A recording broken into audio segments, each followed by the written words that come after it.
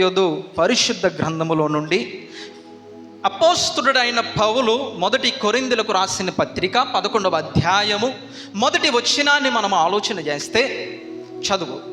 మొదటి కొరింథీయులకు రాసిన పత్రిక 11వ అధ్యాయము మొదటి వచనము. నేను క్రీస్తును పోలి నడుచుకొనుచున్న ప్రకారము మీరును నన్ను పోలుకొని నడుచుకొనుడి. ఈ మధ్యాహ్న కాల సమయంలో మీ పక్క వాళ్ళు ఎవరైతే ఉన్నారో వాళ్ళకి చెప్పండి, ఈరోజు అంశం ఏంటి అని అంటే దేవుని యొక్క స్వారూప్యములో ఎలా నడవాలి. చెప్పండి ఒకసారి, మీ పక్క వాళ్ళకున్న వాళ్ళకి దేవుని యొక్క స్వారూప్యములో ఎలా నడవాలి చెప్పండి ఒకసారి. చెప్పండి, గట్టిగా చెప్పండి. దేవుని యొక్క స్వారూప్యములో నడవాలి అని అంటే ఏం చేయాలి చెప్పండి ఒకసారి. గ్రంథములో మనం చూసినట్లయితే దావీదు కీర్తనకారుడు ఏమంటాడు అని అంటే, నీ మందిర ఆవరణములో ఒక దినము గడుపుట 1000 దినముల కంటే శ్రేష్టము అని దావీదు భక్తుడు అంటే, అదే సొలొమోను భక్తుడు ప్రసంగి 5:1 ప్రసంగి 5:1 నీవు దేవుని మందిరమునకు పోవునప్పుడు నీ ప్రవర్తన జాగ్రత్తగా చూచుకొనుడు. ఒక్కసారి చాలు. నేను ఈ యొక్క 2 వచనాలను మీ ముందర పెడతాను, వినండి. దావీదు ఏమంటున్నాడు అని అంటే, నీ మందిర ఆవరణములో ఒక దినము గడుపుట 1000 దినముల కంటే దావీదు భక్తుడు సెలవిస్తుంటే, సొలొమోను భక్తుడు ఒక ఎక్స్పీరియన్స్తో ఏమంటున్నాడు అనంటే, నీ మందిర ఆవరణములో నీ ప్రవర్తన అంతటి యందు జాగ్రత్తగా చూచుకోవడం అని సొలొమోను. నేను మీ అందరికీ కూడా ఈ 2 వచనాలు మీకు ముందు పెడేస్తాను. నీ మందిర ఆవరణములో ఒక దినము గడుపుట 1000 దినముల కంటే శ్రేష్టమని దావీదు భక్తుడు సెలవిచ్చాడు కదా. ఎందుకు అనంటే, దావీదు దేవుని యొక్క సన్నిధి ఎలాంటిదో, దావీదు దేవుని యొక్క మందిరము యొక్క విశిష్టత ఎలాంటిదో, దావీదు దేవుని యొక్క ప్రసన్నత ఎలాంటిదో అతను అనుభవించాడు కాబట్టి ఒక దినాన్ని 1000 దినాల కంటే శ్రేష్టము అని పోల్చగలడం మనం చూడొచ్చు. అదే రీతిగా ఇక్కడ సొలొమోను భక్తుడు ఏమంటాడు అనంటే, నీ మందిరమునకు పోవునప్పుడు నేను నా ప్రవర్తన జాగ్రత్తగా చూసుకోవడం అంటాడు. ఈ 2 విషయాలు మనం ఆలోచన చేస్తే, మనమేమో నెలలో మనకి ఎన్ని రోజులమ్మా, 28 రోజులు అనుకోండి, 30 రోజులు అనుకోండి. అందులో మనం దేవుడికి ఇచ్చేదేమో 4 రోజులు అనుకోండి. అయితే ఈ 4 రోజులు కూడా చాలామంది ఎప్పుడు వస్తారు అని అంటే, చాలామంది అంటారు కదా పొన్నో అని చెప్పి అలా చాలామంది వచ్చేసి కూర్చుని వెళ్ళిపోతారు. అర్థమవుతుందా? నెలలో 30 రోజులు 4 దినాలు ఆదివారాలు వస్తున్నాయి. ఎందుకు? దేవుడు పరిశుద్ధ దినముగా ఆచరించమన్నాడు, రావాలి వెళ్ళాలి కాబట్టి. అర్థమవుతుందా? ఇప్పుడు చాలామంది అలా ఉన్నారు, చాలామంది వచ్చి కూర్చుని వెళ్ళిపోతున్నారు. ఈరోజు మీ అందరికీ ఒక ప్రశ్న వేస్తున్నాను, ఎందుకు మీరు ఆదివారం ఆరాధనకు వస్తున్నారు? దేవుడు ఆజ్ఞ ఇచ్చాడు, ఆజ్ఞలలో ఉన్నది పాటించాలి కాబట్టి వస్తున్నామా అని అంటే నేను ఒప్పుకోను. ఎవరు ఒక లేదో చెప్పండి. మీ నుండి సప్లై వస్తే ఇక్కడ నుంచి రిప్లై అన్నీ వచ్చేస్తాయి. ఎందుకు మీరు ఆదివారం ఆరాధనకు వస్తున్నారు చెప్పండి అమ్మా, పర్లేదు. నేనేమన్నా, నేను ఎవరిని తిట్టాను కొట్టాను చెప్పండి. ఎందుకు మీరు ఆదివారం ఆరాధనకు వస్తున్నారు? ప్రార్థించడానికి, ఆరాధించడానికి, రైట్? చెప్పండి ఇటు సైడ్ నుంచి చెప్పండి. సరే, దేవుని జ్ఞాపకం చేసుకోవాలి, శ్రేష్టము. ఈ మధ్యాహ్న కాల సమయంలో ఒక మాట మీకు చెప్తాను, వినండి. దేవుని మందిరానికి వస్తున్నటువంటి క్రైస్తవులు అనబడినటువంటి విశ్వాసులు దేనికి రావాలో తెలుసా? గుర్తుపెట్టుకోండి. ఎప్పుడైనా ఎవరైనా అడిగినప్పుడు చెప్పండి, ఆదివారం ఆరాధన ఎందుకు వస్తున్నారో తెలుసా? దేవుని వాక్యమును వినడమే కాదు, దేవుని వాక్యమును విడిచిపెట్టడమే కాదు. అర్థమవుతుందా? దేవుని యొక్క సన్నిధిలో దేవుడు ఇచ్చినటువంటి ఈ బ్రతుకులో మార్చుకోవడానికి, పాపములో ఉన్నటువంటి పాపములో ఉన్నటువంటి ఇంకా పాపము మనలో ఉంది కాబట్టి ఆ పాపము కడుక్కోవడానికి, అర్థమవుతుందా, మన బ్రతుకును మార్చుకోవడానికి మాత్రమే ఆరాధనకు రావాలి. స్తోత్రం చెప్పండి ఒకసారి. ఎందుకు నేను ఈ మాట అంటున్నాను అని అంటే, చాలామందికి కామన్ అయిపోయింది. వచ్చి కూర్చోవడం, వినడం, వెళ్ళిపోవడం. అందుకే వాక్యం ఏమని సెలవిస్తుందో తెలుసా? విని విడిచిపెట్టడమే కాదు, వాక్యం ఏమంటుందో తెలుసా? వినుట వలన విశ్వాసము వస్తుంది. విశ్వాసం వస్తే సరిపోదు, ఈ విశ్వాసంలో నీ క్రియలు ఉండాలి, నీ పనులు ఉండాలి. నీ పనులు లేకపోతే నువ్వు ఎంత వచ్చి ఎంత వాక్యము విని ఎంత బయటకు పోయినా సుఖమేంటి? అర్థమవుతుందా నేను చెప్తున్న మాట? పాస్టర్ అమ్మ గారు చెప్పినటువంటి ఆదివారం ఆరాధనలో ఏ వాక్యం చెప్పారమ్మా అని అంటే చాలామంది ఒక రకంగా చూస్తున్నారు. ఇది ఎంతవరకు నిజమో నాకైతే తెలియదు. కానీ నేను ఎందుకు ఇప్పుడు బైబిల్ మోయమన్నానంటే, ఎవరైనా పుస్తకాలు తెస్తే కొంచెం పుస్తకాలు రాసుకోండి. ఆ కనీసం మీ హృదయాల్లో లేకపోయినా మీ యొక్క పుస్తకాలు తెరిచినప్పుడు ఈ సోమవారం నుండి శనివారం వరకు రాకపోయినా కనీసం ఆదివారం ఆ దుమ్మును దులుపుతారు కదా, కనీసం అప్పుడైనా కనిపిస్తుందని దేవుని వాక్యం. అర్థమవుతుందా? ఇప్పుడు దేవుని యొక్క స్వారూప్యములో ఉండాలి అనంటే ఒక మనుష్యునిగా ఏమి చేయాలి అనేది ఇక్కడ 1 కొరింథీయులకు రాసిన పత్రిక 11వ అధ్యాయము 1వ వచనములో అపోస్తలుడైన పౌలు ఆ మాటను తెలియజేస్తూ ఉన్నాడు. అసలు అపోస్తలుడైన పౌలు క్రీస్తును పోలి పౌలు గారు నడుచుకున్నాడట. ఆ పౌలు గారిని చూసి మనము నడుచుకోవాలని సంఘములో ఉన్నటువంటి కొరింథీ పట్టణంలో ఉన్నటువంటి సంఘ విశ్వాసులకు, అక్కడ ఉన్నటువంటి ప్రజలు సత్యము అనేది తెలుసుకోవాలని, సత్య మార్గములో నడవాలని, నిజముగా ఈ కొరింథీ పట్టణంలో మనం చూస్తే చాలా డౌట్లు మాట. ఎలాగంటే, బొట్టు పెట్టుకోవచ్చా పెట్టుకోకూడదా? విగ్రహారాలకు అర్పించింది తినొచ్చా తినకూడదా? చాలా ప్రశ్నలు ఇక్కడ లేవనెత్తబడతా ఉన్నాయి. అయితే పౌలు గారు యొక్క పరిచర్యను మనం చూసినట్లయితే 3 మిషనరీ ప్రయాణాలు అతని జీవితంలో జరిగాయి. అయితే 2వ మిషనరీ యాత్రలో ఈ 1 కొరింథీలో ఉన్నటువంటి పట్టణస్థుల యొక్క ప్రజల దగ్గరకు వచ్చి పౌలు గారు ఈ యొక్క స్టేట్మెంట్ ఇస్తున్నాడు. ఏంటో తెలుసా? నేను క్రీస్తును పోలి నడుచుకొనుచున్న ప్రకారము మీరును నన్ను పోలి నడుచుకొనుడి. అయితే ఈ కొరింథీలో ఉన్నటువంటి పట్టణ ప్రజలకు ఈ లేఖ ఎప్పుడు రాయబడింది అనంటే, క్రీస్తు శకము 50-60 వ్యవధి కాలములో ఈ యొక్క పత్రికను రాయడం మనం చూడవచ్చు. అయితే ఇక్కడ క్రీస్తు అనేటువంటి ఒక పదాన్ని మనం ఆలోచన చేస్తే, అసలు క్రీస్తును ఎందుకు పోలి నడుచుకోవాలి అని పౌలు ఎందుకు ఈ మాటను తెలియజేస్తున్నాడు అనంటే, నేనేం చెప్తాను చూడండి. ఇప్పుడు క్రీస్తు అనే పదానికి అర్థం ఏంటి? అభిషిక్తుడు. Very good. ఇప్పుడు ఈ అభిషిక్తుడు అనేటువంటి పదాన్ని మనం చూసినట్లయితే, క్రీస్తు అనేటువంటి పదాన్ని ఇంగ్లీష్లో చూస్తే క్రైస్ట్ అనగా పిలువబడుతుంది. అయితే ఇదే క్రీస్తు అనేటువంటి పదాన్ని మనం ఆలోచన చేస్తే గ్రీకులో క్రిస్టోస్ అనేటువంటి పదంగా పిలువబడుతుంది. అంటే అభిషిక్తుడు అనేటువంటి పదం ఉంది కదా, అభిషిక్తుడు అనేటువంటి పదం ఉందో కదా, ఇదే గ్రీకులో ట్రాన్స్లేషన్ చేస్తే క్రిస్టోస్ అనేటువంటి పదంగా పిలువబడుతుంది. దీన్ని పదాన్ని ఇంకా మనము లోతుగా ఆలోచన చేస్తే అభిషిక్తుడు అది ఒకటే.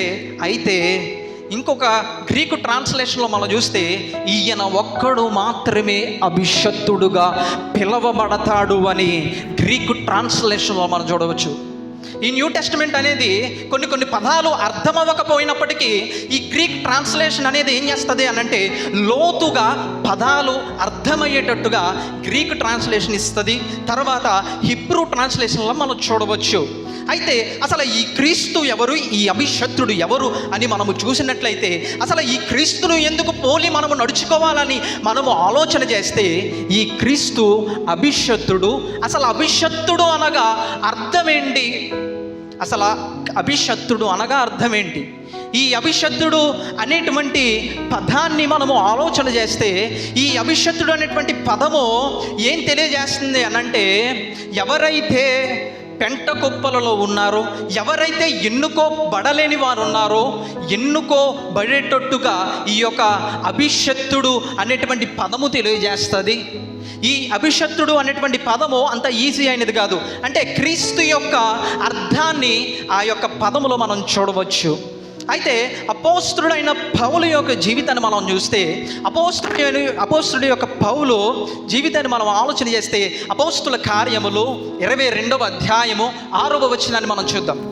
అపోస్తుల కార్యములు 22వ అధ్యాయము 6వ వచనంలో మనం చూస్తే అపోస్తలుడైన పౌలు యొక్క సాక్ష్యము, అంటే పాత జీవితము అక్కడ మనం చూడవచ్చు. చదువు. అపోస్తుల కార్యములు 22వ అధ్యాయము 6వ వచనము. నేను ప్రయాణము చేయుచు దమస్క మార్గము సమీపించినప్పుడు మధ్యాహ్న కాలమందు ఆకాశము నుండి గొప్ప వెలుగు అకస్మాత్తుగా నా చుట్టూ ప్రకాశించెను. అయితే అపోస్తుడైన పౌలు యొక్క జీవితాన్ని మనము చూసినట్లయితే, అపోస్తుడైన పౌలుగా మార్చబడలేనప్పుడు, దేవుని చేత పట్టబడలేనప్పుడు, దేవుని యొక్క ఆత్మ అతనిని దర్శించలేనప్పుడు, అపోస్తుడైన పౌలు సౌలుగా ఉన్నప్పుడు అతని యొక్క జీవితము చాలా భయంకరమైనటువంటి జీవితంగా మనం చూడవచ్చు. అతని యొక్క జీవితము క్రీస్తును ఎరుగనటువంటి జీవితము. అతని యొక్క జీవితము క్రీస్తు యొక్క స్వారూప్యములో ఎలా ఉండాలో తెలియదు, దేవుని యొక్క స్వార్థ తెలియదు, దేవుడు అంటే అసలు క్రీస్తు అంటే ఏంటో కూడా తెలియనటువంటి వ్యక్తి ఈ సౌలు. అయితే ఈ సౌలుగా ఉన్నప్పుడు, అంటే పాత జీవితము ఉన్నప్పుడు, అసలు అపోస్తలుడైన పౌలుగా ఎలా మార్చబడ్డాడు అని అంటే, ఒకప్పుడు అతను సౌలుగా ఉన్నప్పుడు సౌలు యొక్క జీవితములో అక్కడ మనము చూసినట్లయితే సౌలుకి అసలు ఎవరు దైవజనుల పిల్లలన్నా విశ్వాసులన్నా అసలు ఇష్టం ఉండేది కాదు. సౌలుగా ఉన్నప్పుడు అసలు ఎలా చెప్పాలి అని అంటే, ఇప్పుడు ప్రజెంట్ కాంటెక్స్ట్లో మనం చూసినట్లయితే చాలామంది మతాల వారిగా ఉన్నటువంటి వారికి ఇప్పుడు క్రైస్తవ్యం అంటే పడట్లేదు. అలా మనం ఆలోచన చేస్తే అతను కూడా ఒక అన్యుడు అలాంటి వాడు. అర్థమవుతుందా?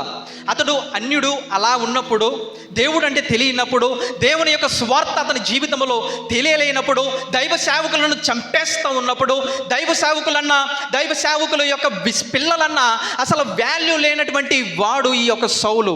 ఈ సౌలు యొక్క కుట్ర ఎలా ఉంటుంది అని అంటే, క్రైస్తవులు ఉన్నటువంటి వారిని చంపేయాలని అతని యొక్క కుట్ర అలా ఉంటుంది.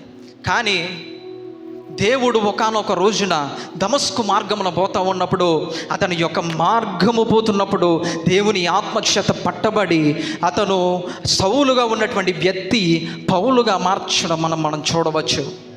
ఇక్కడ మనం చూసినట్లయితే ఈనాడు మానవుని యొక్క జీవితము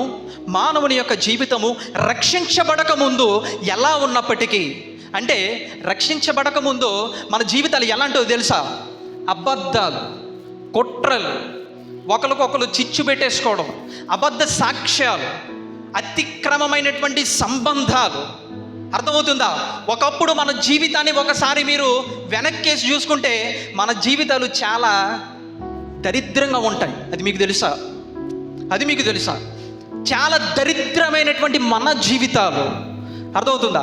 ఈనాడు మానవుడు రక్షించబడిన తర్వాత, దేవుని యొక్క స్వారూప్యము అతని యొక్క జీవితంలో వచ్చిన తర్వాత మానవుడు ఎలా మారిపోవాలో తెలుసా? క్రీస్తులా మారిపోవాలి. మానవుడు క్రీస్తులా మారిపోవాలి. అర్థమవుతుందా? ఎందుకో తెలుసా? దేవుడు తన స్వరత్వం ఇచ్చి ఆయన యొక్క రక్షణ నీకు ఇస్తే మరలా నువ్వు పాత జీవితానికి వెళ్ళడానికి లేదు. అందుకే దేవుని యొక్క వాక్యం ఏమని సెలవిస్తుంది అని అంటే, ఇదిగో క్రైస్తవులుగా నూతనముగా పుట్టబడినటువంటి మనము ఒక నూతన సృష్టి అంట. మనం ఒక నూతనమైనటువంటి సృష్టి అంట. పాతవి గతించెను, సమస్తము క్రొత్తమాయను. అంటే ఒక వ్యక్తి, దేవుణ్ణి తెలుసుకున్నటువంటి వ్యక్తి మరలా పాత జీవితానికి వెళ్ళిపోవడానికి లేదు. అర్థమవుతుందా? అపోస్తలుడైనటువంటి పౌలు యొక్క జీవితము సౌలుగా ఉన్నప్పుడు అతడు ఎలా మారిపోయాడో తెలుసా? అతని యొక్క పత్రికలో మనం చూసినట్లయితే అపోస్తలుడైన పౌలు ప్రతి పట్టణానికి వెళ్ళి దేవుని యొక్క ప్రేమను అందించినటువంటి వ్యక్తి ఈ పౌలు. అలాగే అందరి శిష్యులలో ఒక మాట అంటాడు ఒక శిష్యుడు, నా వెనక వచ్చేవాడు నేను చెప్పులు విప్పుటకైనాను అసలు నాకు యోగ్యత లేదు. ఎవరు ఆ శిష్యుడు? యోహాను గారు. అసలు అతను దేవుని యొక్క రొమ్మును ఆనుకుంటే దేవుని యొక్క ప్రేమ అతనిలోకి ట్రాన్స్ఫర్ అయిపోయిందట.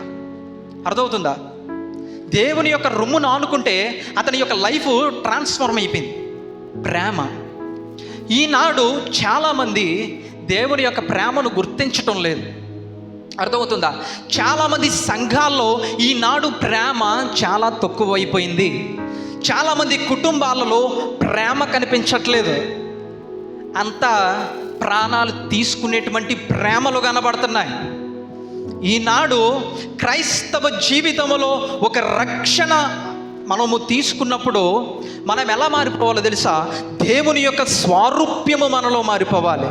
ఈనాడు దేవుని యొక్క స్వారూప్యము మారిపోవాలి అని అంటే అంత ఈజీ ఏం కాదు. నువ్వు దేవుని నమ్ముకున్నావు, దేవుని సొంత రక్షకుడుగా అంగీకరిస్తున్నావు, దేవుని మాటలు వింటున్నావు, దేవుడు అని నువ్వు ఒప్పుకోవడమే కాదు, ఈ దేవుని స్వారూప్యములో మారాలి అనంటే అది అంత ఈజీ కాదు. దేవుడు ఏం చేశాడో తెలుసా? ఈనాడు చాలామంది ఆశీర్వాదాలు వెంకన పోతున్నారు తప్ప దేవుడు శ్రమ పడ్డాడు. ఆ శ్రమ నీకు వచ్చినప్పుడు నీలో క్రీస్తు కనిపిస్తున్నాడా? నీకు ఒక శ్రమ వస్తున్నప్పుడు నీ జీవితంలో క్రీస్తు కనిపిస్తున్నాడా?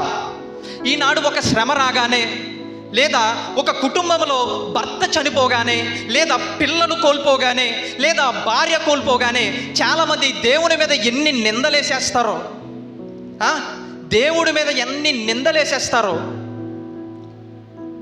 అలా మన స్వభావం ఉండడానికి లేదు.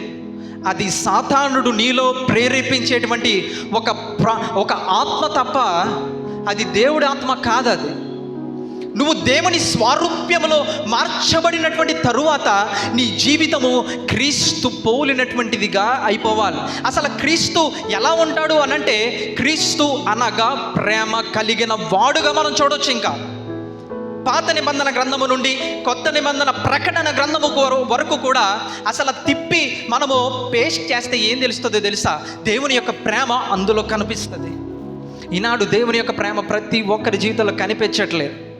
ఈనాడు సంఘములో ఒక విశ్వాసి అంటే ఇంకొక విశ్వాసికి పడదు. అర్థమవుతుందా? ఒక విశ్వాసి అంటే ఇంకొక విశ్వాసికి పడదు. తరువాత ఒక విశ్వాసికి ఇంకొక విశ్వాసికి గొడవ అవుతున్నప్పుడు క్షమాపణ ఉండదు, మాట్లాడుకోరు. ఈ విశ్వాసులు ఎలాంటి వాళ్ళు అంటే డిగ్రీ చేసి వచ్చిన వాళ్ళు. ఎలా అర్థమవుతుందా? పాపం ఈ విశ్వాసులకి క్రీస్తు ప్రేమ ఎలా చూపించాలో తెలియక, దేవుడే క్షమించమన్నాడు కాబట్టి ఆ బిడ్డని నేనే క్షమించేద్దాం పో అన్నట్టుగా తీసి పడేస్తున్నారు. ఇప్పుడు ఈనాడు క్రైస్తవ జీవితంలో విశ్వాసులుగా ఉన్నటువంటి ప్రతి ఒక్కరి జీవితాల్లో క్రీస్తు ప్రేమ కనిపించటం లేదు. అర్థమవుతుందా? క్రీస్తు ప్రేమ ఎందుకు కనిపించట్లేదు? అసలు ఈనాడు ఒక ప్రశ్న మీరు వేసుకోండి. అసలు క్రీస్తు ప్రేమ అంటే మీకు తెలుసా? చెప్పడం కాదు, ఎక్స్పీరియన్స్ చేశారా? ఆ అనుభవం మీలో ఉందా? క్రీస్తు ప్రేమ యొక్క అనుభవం మీలో ఉందా? రక్షణ తీసుకున్నావు, ఇప్పటికీ నీలో క్రీస్తు ప్రేమ యొక్క అనుభవం లేకపోతే వేస్టే. నేను ఈ మాటని చాలా ఖచ్చితంగా చెప్తున్నాను, కానీ ఇలా చెప్తే మనకు అర్థం అవ్వదు. మళ్ళీ ఈ సౌండ్ వేరియేషన్ వచ్చేస్తుందని చాలా స్లోగా చెప్తున్నాను. క్రీస్తు ప్రేమ ఈనాడు విశ్వాసుల్లోనేంటి, కుటుంబంలోనేంటి చల్లారిపోయింది. క్రీస్తు ప్రేమ కనిపించట్లేదు. అర్థమవుతుందా? క్రీస్తు ప్రేమ కనిపించడంలో ఎందుకు? క్రీస్తును ఇంకా సరిగ్గా అర్థం చేసుకుంటలేదు. దేవుని చాలామంది అర్థము చేసుకోక వారి యొక్క జీవితాలు ఎలా అయిపోతున్నాయి అని అంటే మరలా పాత జీవితానికి వెళ్ళిపోతున్నారు. నువ్వు పాత జీవితానికి వెళ్ళిపోతే నీ జీవితం ఎలా అయిపోతుందో తెలుసా? లోతు సొదొమ గొమొర్రా పట్టణం వెనక్కి దేవుడు చూడొద్దన్నాడు. దేవుడు ఏదైతే చెప్పాడో పాపం ఆ అమ్మాయి అది చేసింది. పాపం ఏమైంది? ఉప్పు స్తంభంగా మారిపోయింది. మీ జీవితాలు మరలా వెనక్కి తిరిగి చూసుకోవద్దు. అర్థమవుతుందా? మీరు రక్షింపబడక ముందు ఎలా ఉన్నారో అదే జీవితాన్ని మరలా కంటిన్యూ చేయొద్దు. అర్థమవుతుందా? అది ఒక క్రైస్తవుని యొక్క లక్షణము కాదు. ఒకవేళ నువ్వు మళ్ళీ పాత జీవితానికి వెళ్తున్నావు అనంటే నీ జీవితాన్ని నువ్వు డిస్ట్రాయ్ చేసుకుంటున్నావు. అంటే నీ జీవితాన్ని నిన్ను నువ్వే చేతులారా పాడు చేసుకుంటున్నావు. అర్థమవుతుందా? రక్షింపబడక ముందు నువ్వు అబద్ధాలాడో, రక్షింపబడక ముందు అబద్ధ సాక్ష్యాలు పలుకో, రక్షింపబడక ముందు బూతు మాటలు మాట్లాడో, రక్షింపబడక ముందు అనేకమైనటువంటి చెత్త కార్యాలు చేసావు. రక్షింపబడిన తర్వాత అలాంటివి చేస్తే రక్షణ అనేటువంటి వస్త్రాన్ని మనం పాడు చేసుకుంటాం. క్రీస్తును మనము దూరం చేసుకుంటాం. మరలా ఈ రక్షణ నుండి మరలా వెనక్కి వెళ్ళిపోతే నీ జీవితము అతలాకుతలం అయిపోద్ది. అసలు ఆ రక్షణ అంటే చాలామందికి ఈనాడు తెలియట్లేదు. రక్షణ అంటే ఏంటి? ప్రభు వల్లలో జాగ్రత్తగా అయ్యగారు చెప్తారు, జాగ్రత్తగా తీసుకుని పోవడం అనుకుంటారా రక్షణ అంటే? రక్షణ అంటే ఈనాడు చాలామందికి చులకనైపోయింది. నేను చెప్తున్నాను, రక్షణ అనేటువంటి వస్త్రము మీ జీవితంలో నుండి పాడైపోతే, ఆ రక్షణ అనేటువంటి వస్త్రము మీ జీవితంలో పాతగిల్లిపోతే క్రీస్తు మీకు దూరం అయిపోతున్నాడు, మీకు సమీపముగా లేడు. ఈనాడు రక్షణ అంటే చాలామందికి చులకనైపోయింది. రక్షణ ఊరికనే తీసుకోవద్దు, రక్షణ తీసుకున్న తర్వాత చాలా కరెక్ట్గా ఉండాలి. అర్థమవుతుందా? తర్వాత క్రీస్తు యొక్క స్వారూప్యము కనిపించాలి, మరలా పాత జీవితం పోవడం కాదు. అర్థమవుతుందా? ఈనాడు రక్షణ అనేది చాలామందికి అర్థం కావట్లేదు. ఈ రక్షణ అనేటువంటి కాన్సెప్ట్ నీకు ఎప్పుడైతే అర్థమవుతుందో క్రీస్తు యొక్క స్వారూప్యము నీలో కనిపిస్తుంది. ఈ మధ్యాహ్న కాల సమయంలో నీ జీవితంలో క్రీస్తు ప్రేమ లేక ఉన్నావేమో, నా యేసయ్య యేసు నామములో దేవుని యొక్క ప్రేమ నీ జీవితంలో వచ్చును గాక. ఆమేన్ చెప్పు గట్టిగా. నీ జీవితంలో ఈ మాట నువ్వు తీసుకుంటే అసలు నువ్వు అంత సంతోషముగా, అంత కూర్చునేటట్టుగా నువ్వు ఉండలేవు. క్రీస్తు ప్రేమ నీలో ఉండాలి. అర్థమవుతుందా? క్రీస్తు ప్రేమ ఎప్పుడైతే నీలో ఉంటుందో, ఇప్పుడు పౌలు ఏమంటున్నాడు? నేను క్రీస్తును పోలి నడుచుకున్నాను, మీరు నన్ను పోలి నడుచుకోండి. అసలు మీకు తెలుసా క్రీస్తు ఎలా నడుచుకున్నాడు ఈ లోకంలో? 30 సంవత్సరాలు ఆయన మరుగు చేయబడ్డాడు. తర్వాత అనేకమైనటువంటి శ్రమలు ఆయన జీవితంలో వచ్చాయి. ఈనాడు క్రైస్తవ అంటే చాలామందికి ఆశీర్వాదాలు అనుకుంటున్నారు. పాపం ఈ బిడ్డలో క్రైస్తవ్యం అంటే దేవుడు ఆశీర్వాదం అనుకుంటున్నారు. ఈనాడు దేవుడు ఆశీర్వదిస్తాడో, ఆ ఆశీర్వాదం ఏం చేస్తారు మీరు? నేను అడుగుతున్నాను, ఈరోజు దేవుడు యాకోబులాగా నిన్ను దేవుడు ఆశీర్వదించాడు. ఈ ఆశీర్వాదం నువ్వేం చేస్తావు? ఎందుకు ఏం చేస్తావు? ఏంటి ఉపయోగం దేవుని యొక్క ఆశీర్వాదం తీసుకుని? ఇంకా నీ జీవితంలో అనేకమైనటువంటి పాపములు పెట్టుకొని, అనేకమైనటువంటి అతిక్రమములు పెట్టుకొని, ఇంకా దేవుడు నన్ను ఆశీర్వదించేశాడు, దేవుడు నన్ను దీవించేస్తున్నాడు, దేవుడు నన్ను కరుణించేస్తున్నాడు అని అనుకుంటే నీ మూర్ఖత్వం అది. ఈనాడు దేవుని యొక్క ప్రేమ, దేవుని యొక్క ఆశీర్వాదము నేను కాదంటలేదు. ఈనాడు దేవుని యొక్క స్వారూప్యములో మార్చబడినటువంటి వ్యక్తి ఎలా ఉంటుంది అనంటే, నీలో ఏదైనా పాపము కనిపిస్తే ఆ పాపము దేవుని సన్నిధిలో ఒప్పుకునేటట్టుగా ఉంటుంది క్రీస్తు యొక్క స్వారూప్యము. అర్థమవుతుందా? నువ్వు ఒక పాపం చేస్తే నువ్వు దేవుని సన్నిధిలో ఒప్పుకోగలుగుతున్నావా? నువ్వు కరెక్ట్ అనుకుంటున్నావా? చెప్పండి. ఇంక్లూడ్ నేను కూడా కరెక్ట్ కాదు, నేను ఖచ్చితంగా చెప్పేస్తున్నాను. ఎవరు కరెక్ట్ కాదు. దేవుని యొక్క కృప మాత్రమే మనలను కరెక్ట్ చేసింది, మనలను సరి చేసింది. అది మీకు తెలుసా? ఆయన కృప మాత్రమే మనలను సరి చేసింది. ఈనాడు చాలామంది నేను బాగానే ఉన్నాను, నేను బాగానే జీవించేస్తున్నాను, సమాజంలో నాకు ఒక మంచి పేరు ఉందని అనుకుంటారు. కానీ ఏంటి ఆ మంచి పేరు? ఏంటి? 10 కార్లు ఉన్నాయి, మంచి పేరా? 1,00,000 రూపాయల డబ్బు ఉంది, మంచి పేరా? చెప్పు. అది లోకములో ఉన్నటువంటి వారికేమో. కానీ నేనేమంటానో తెలుసా?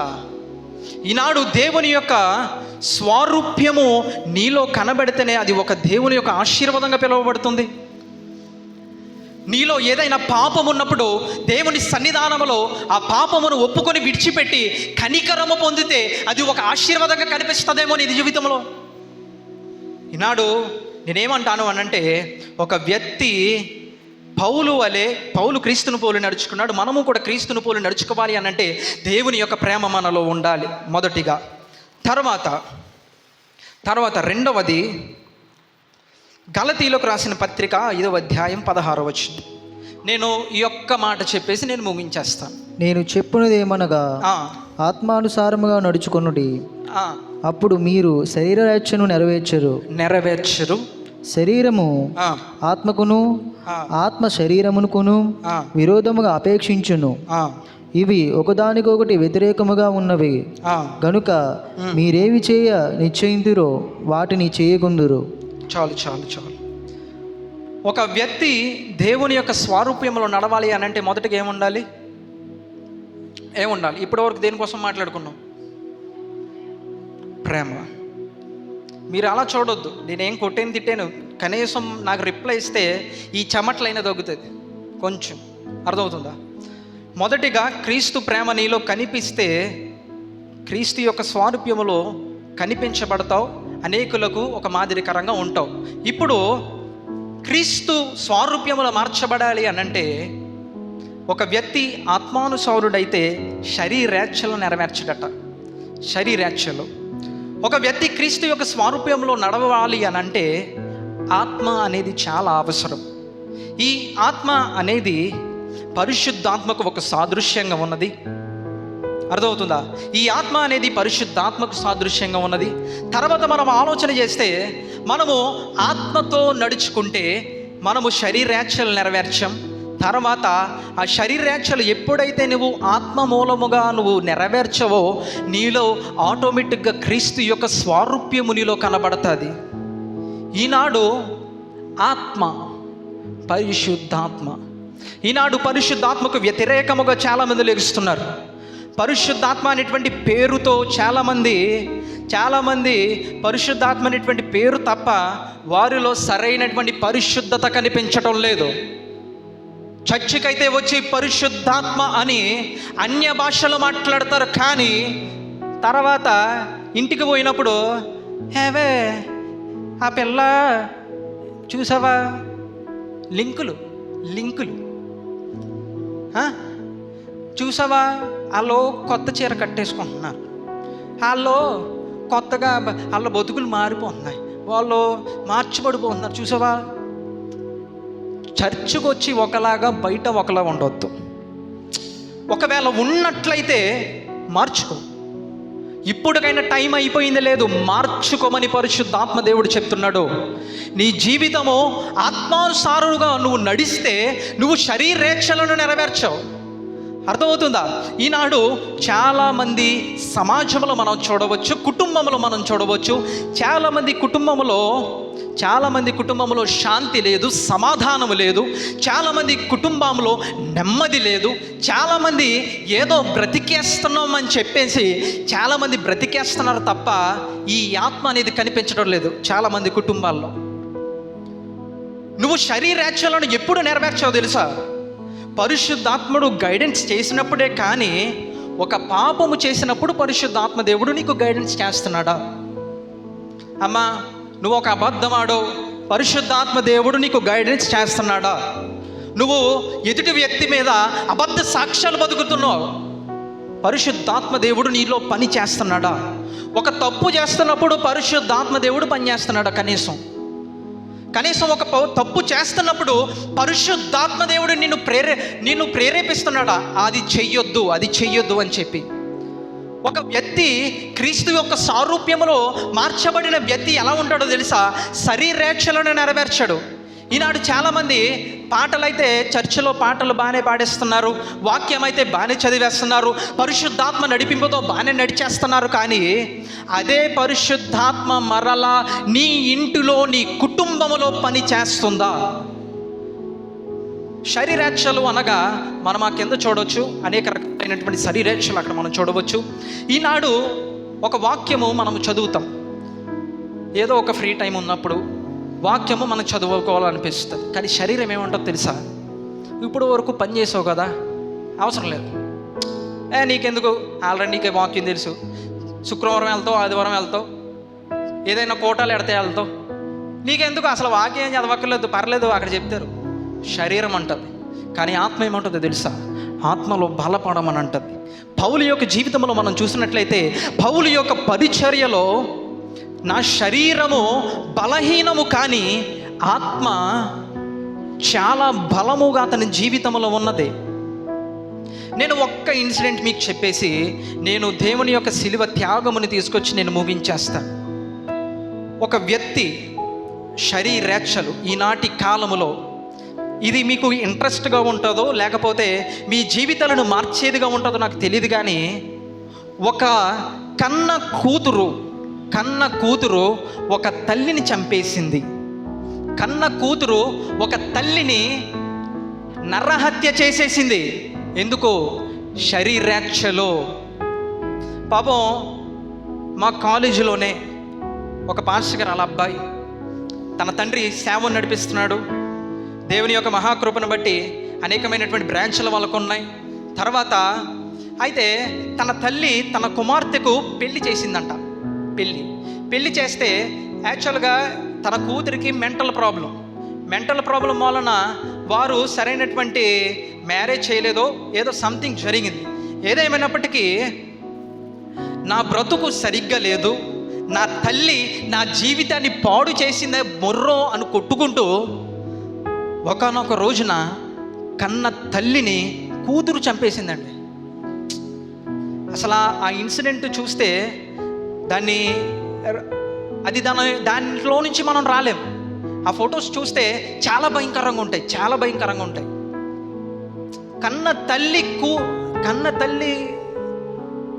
కన్న కూతురు తల్లిని చంపడం ఏంటండి? శరీరేచ్ఛలు. ఆమె మెంటల్ అయిన శరీరేచ్ఛలకు అలవాటు పడిపోయింది. అర్థమైందా? ఆమె ఒక వ్యభిచారి సంబంధి. పైగా చంపింది ఎవరినో కాదు, ఆమె తన తల్లి ఒక పాస్టర్ అమ్మగారు. ఆ యొక్క కథ, ఆ యొక్క సీన్ చాలా రకాలుగా వైరల్ అయిపోయింది. అంటే ఈనాడు చాలామంది ఒక మనుషుడు శరీరేచ్ఛలకు లొంగిపోతున్నాడు.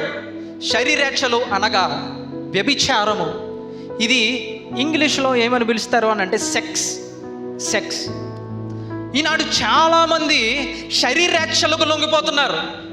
శరీరేచ్ఛలకు లొంగిపోయి చాలామంది చిన్న పిల్లలని లేదు, పెద్దలని లేదు, తల్లని లేదు, కూతురని లేదు, రేప్ చేసి చంపేస్తున్నారు. శరీరేచ్ఛలో లోకములో ఉన్నటువంటి ఆత్మ అటువంటి రీతిగా పనిచేస్తుంది. కానీ నా యేసయ్య ఆత్మ ఏమంటుందో తెలుసా? లోకములో ఉన్నవాడి కంటే నేను గొప్పవాడని నా ప్రభు సెలవిస్తున్నాడు. అర్థమవుతుందా? లోకమును నేను జయించి ఉన్నాను, మీరు కూడా జయించగలరు. దేవుడు జయించి చూపించాడు. దేవుడు ప్రతీది చూపించాడు. దేవుడు ఒక శ్రమ వస్తే ఆ శ్రమను ఎలా జయించాలో చూపించాడు. దేవుడు ఒక కష్టం వస్తే లేదా ఒక శరీరేచ్ఛలు ఎదురవుతే అది ఎలా జయించాలో దేవుడు చూపించాడు. నా లైఫ్లో ఒక టెస్టిమనీ ఏంటి అని అంటే 17 సంవత్సరాలు ఉన్నాయి. నేను ఒకప్పుడు సెక్స్ కోసం బాగా ఎగబడేవాడిని. అంటే శరీర కోరికలు బాగా టెంప్ట్ చేసేసాయి. అలాగా అంటే సెక్స్ చేయాలి. అలా చేస్తున్నటువంటి తదుపరిలో దేవుడు తన ప్రేమ ఎప్పుడైతే నన్ను పట్టుకుందో నేను పూర్తిగా మారిపోయాను. తర్వాత ఈ శరీరేచ్ఛలు నాలో నుండి దూరం అయిపోయినాయి మొత్తం. కానీ ఇప్పుడు సేవకు వస్తున్నప్పుడు చాలామంది ఆడోళ్ళు చాలామంది ఏం చేస్తున్నారు అని అంటే అనేకమైనటువంటి రకాలుగా చూస్తున్నారు. నేను ఒక యమనస్తుని అయినప్పటికీ దేవుడు తన ఆత్మ నుంచి చాలా రకాలుగా దేవుడు నన్ను ముందుకు నడిపిస్తున్నాడు. ఎందుకో తెలుసా? నేను అనుకుంటే ఈజీగా ఒక పాపం చేయొచ్చు. నేను అనుకుంటే ఎవరైనా ఈజీగా చేయొచ్చు పాపం. అర్థమవుతుందా? కానీ ఆ పాపము చెయ్యకుండా పరిశుద్ధతలో వెళ్ళేవాడే క్రీస్తు యొక్క స్వారూప్యము చూపించినట్లు లెక్క. నమ్మితే చప్పట్లు కూడా దేవునామని మహింపరచు.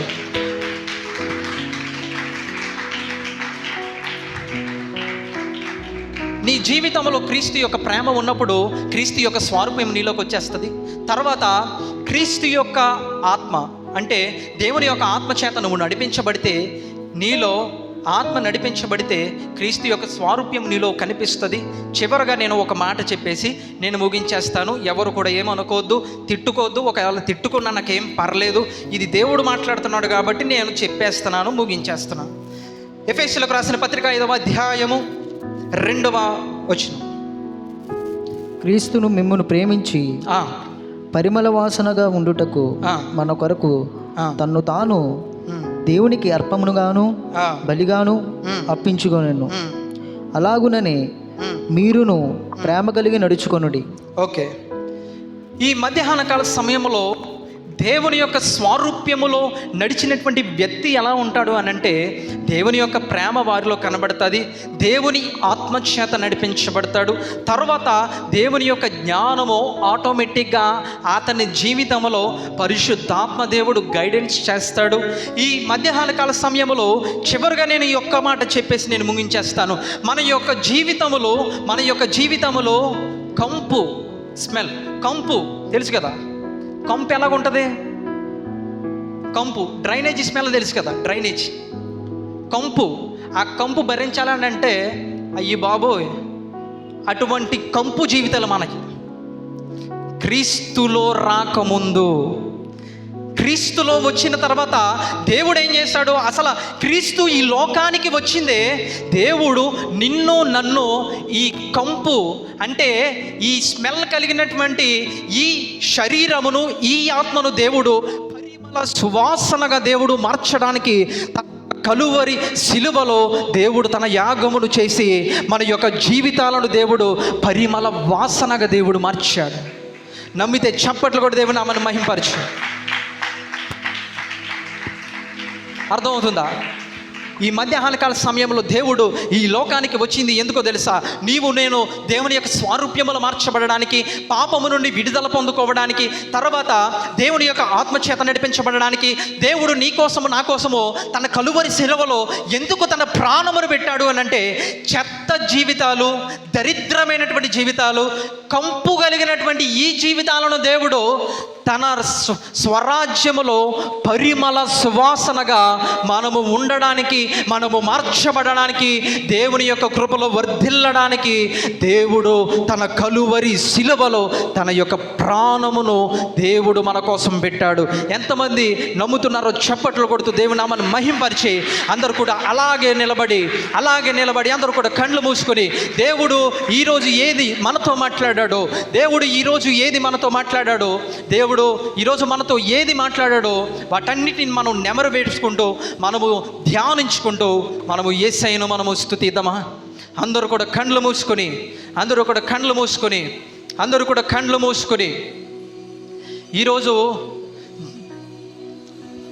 ఈరోజు దేవుడు మనతో మాట్లాడాడు అని అనుకున్న వాళ్ళు బిగ్గరగా స్వరమెత్తి యేసయ్యను స్తుతించండి.